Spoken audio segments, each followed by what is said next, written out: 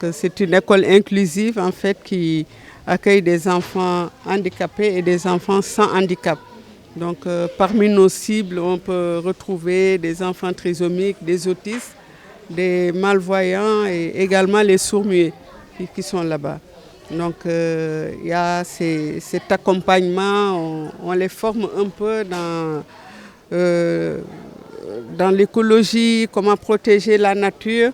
Donc si cette fontaine vient, c'est donc une aubaine pour nous, pour ces enfants-là, de pratiquer ce qu'ils ont eu à apprendre sur tout ce qui est écologie, quoi.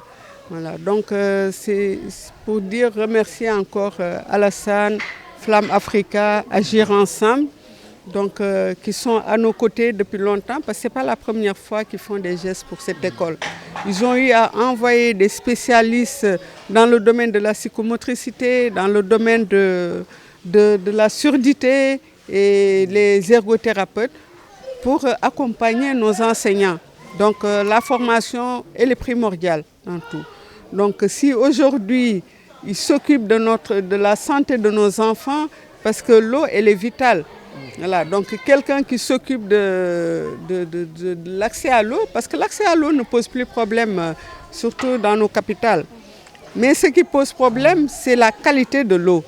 Voilà, donc en fait, avoir une eau qui est potable, qui est donc source de sécurité, de paix, comme l'ont dit les enfants dans leur discours, donc c'est très important pour nous. Nous sommes là présents aujourd'hui grâce à une action qui a été portée par des associations nantaises et rufisquoises. Comme vous le savez très bien, dans le cadre de la coopération décentralisée, il y a toute une histoire entre la ville de Rufisque et la ville de Nantes. L'action qu'on vient de voir aujourd'hui part de cette volonté de pouvoir permettre l'accès à l'eau, particulièrement à ceux qui sont les plus éloignés de certains dispositifs ou bien qui sont les plus vulnérables. Aujourd'hui, nous sommes à l'école Andy School. Le choix ne s'est pas fait par hasard parce que l'association Agir Ensemble en France, l'association Flamme Africa qui est son relais et les éclaireurs du Sénégal ici, plus les CMEA de Rufisque, ils ont pu faire un diagnostic avec le personnel qui est là.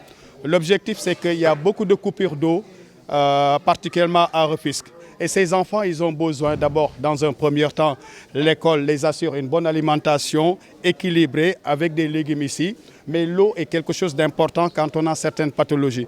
Aujourd'hui, avec cette fontaine d'eau, ça permettra, de rassurer sur la sécurité hydraulique. Et deuxièmement, aujourd'hui, en cas de coupure, il y a une réserve d'eau. Donc ce même projet va être étendu à peu près dans une douzaine de villes. Et là, aujourd'hui, notre présence, le Sénégal est la capitale mondiale de l'eau.